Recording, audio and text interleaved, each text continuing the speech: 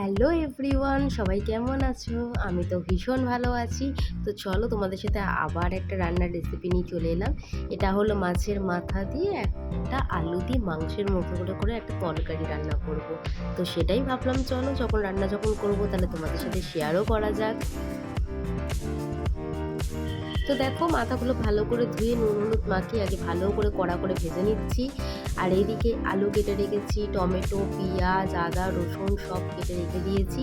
ওগুলোকে বাটবো, একটু পরে তোমরা দেখতেই পারবে। আলুগুলো ভালো করে ধুয়ে নিয়েছি। আর এই দেখো কড়া কড়া করে কিন্তু মাছের মাথাটা ভেজে নিতে হবে। আর আমার কিন্তু খুব কড়া কড়া করে মাছের মাথাটা ভাজা হয়ে গেছে, কারণ তাহলে ভাঙতে খুব সুবিধাই হবে। ওই জন্য কড়া কড়া করে কিন্তু ভাজতে হবে। তো দেখো আমি মাথাগুলো ভেজে নিচ্ছি সব। তো মাথা ভাজা হয়ে গেছে। এইবার দেবো হলো আমি ফোড়ন। তো আমি ফোড়নে দিচ্ছি হলো এলাচ দিচ্ছি, তেজপাতা দেবো আর শুকনো লঙ্কা দেবো।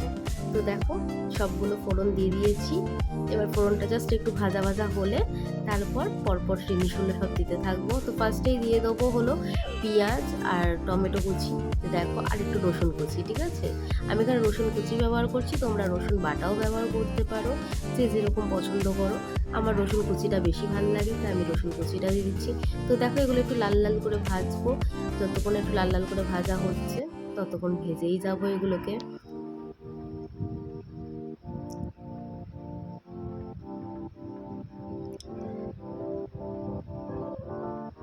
তো দেখো অনেকক্ষণ ধরে ভাজলাম, ভাজতে ভাজতে ভাবলাম যে একটু নুন দিতেই ভুলে গেছি, নুনটা দিলে একটু তাড়াতাড়ি করে ভাজাটা হয়ে যায়। তো দেখো একটু নুন দিয়ে দিলাম। এবার দেখো খুব তাড়াতাড়ি টমেটো আর আলু পেঁয়াজগুলো মজে যাবে। তো এবার দিয়ে দিয়েছি আলু। আলুটা দিয়ে এবার হলুদ দিয়ে এবার একটু ভাজা ভাজা করবো আলুগুলোকে। তো ভাজা ভাজা করতেই থাকছি, দেখো নাড়ছি আর ভাজা ভাজা হতেই থাকছে।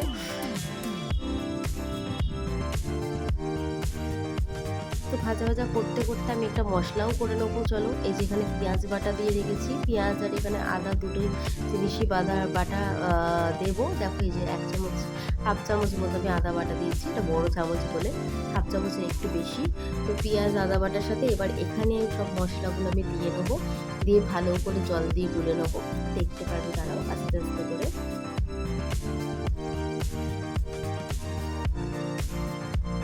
তো দেখো এই যে পেঁয়াজ বাটা আর আদা বাটার সাথে এবার দেবো হলো লঙ্কার গুঁড়ো। এটা হলো ঝাল যেটা হয় সেই কাশ্মীরি লঙ্কার গুঁড়োটা, আর এটা হলো কাশ্মীরি রেড মির্চ যেটা লাল হয় ওইটা।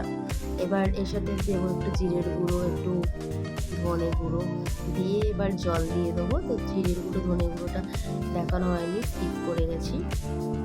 তো ভালো করে দেখো এবার এটাকে নাড়িয়ে নেবো, মশলাটাকে ভালো করে ভিজিয়ে নেবো।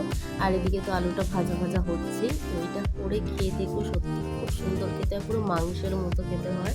তো এবার মশলাগুলো আমি দিয়ে দেবো, দিয়ে এই যে ভালো করে নাড়তে হবে, কারণ কাঁচা মশলার গন্ধ যতক্ষণ না যাবে ততক্ষণই নাড়তে হবে। আর দেখবে মশলাগুলো থেকে তেল ছাড়তে শুরু করেছে তখনই জল দেবে, তার আগে না।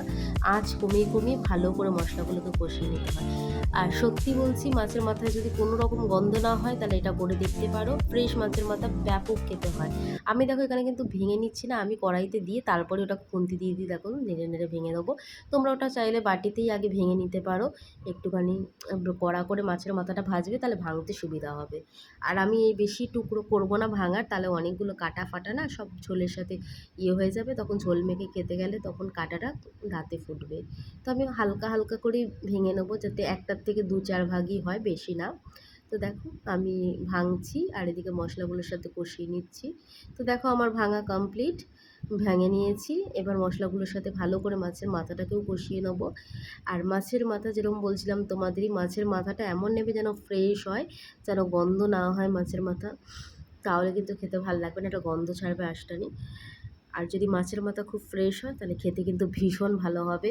তো দেখো আমি জল দিয়ে দিলাম, এখানে আমি নর্মাল ঠান্ডা জলটা দিলাম, কিন্তু তোমরা চাইলে এখানে গরম জলও ব্যবহার করতে পারো। আমি নর্মাল জলটাই দিলাম, আমার হাতের সামনে যেটা ছিল সেটাই।